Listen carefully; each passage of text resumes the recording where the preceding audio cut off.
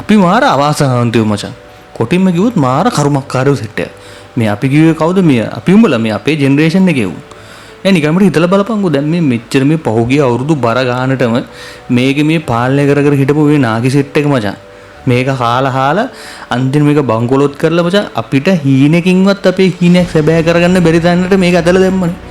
දැන් ඔන්න දෙයියනේ කියලා මචං ඔය කාලකන්ණි සෙට් එක කොහම රේලවල දාලා ආපහු ප්ලෑන් එකක් ගහගෙන දෙයියනේ කියලා ඔලු උස්සගෙන ඉද්දි මචං ලංකාවෙත් නැති රටෙත් නැති කොහෙදෝ ඉන්න නාගි සෙට් එකක් ඔන්න යුද්ධයක් පටන් දැන් අරන් දැන් ආපහු හමන්නන්න හදන.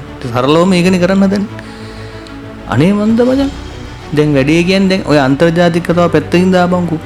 අන්තර්ජාතික විතරක් නෙමෙයි. දැන් තාම අපේ සමාජය වුණත් ඔය සමහර ඔය සීයලා නාගි සෙට් එකක් ඉන්නවා බා. මොන හොඳ වැඩේ කරන්න හැදුවත් එන හරමිටි අදහස් දාලා පස්සට අදින සෙට් එකක් ඉන්නවනේ.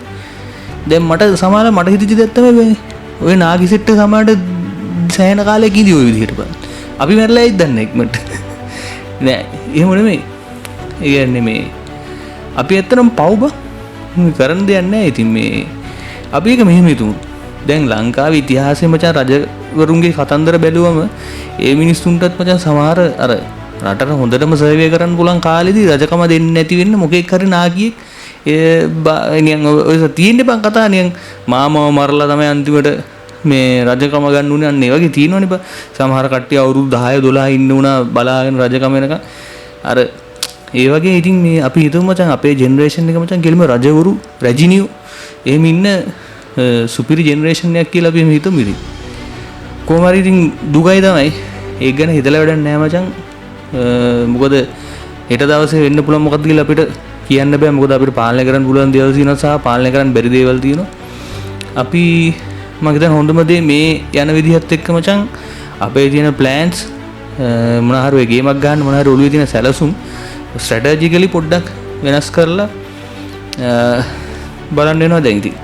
ඒ මොකද ඒ ෆ්ලෝ එක දැන් වෙනස් වෙනවානේ දැන් මේ තියෙන ප්‍රශ්නත් එක්ක. කොහොම හරි හිතින් වැටෙන්න එපා මචං. වැදගත් මේක කොහොම හරි ධෛර්යවත්ව ඉන්න ඕන. අපි කොහොම හරි මචං ගේමක් ගහ ගන්න ඕන.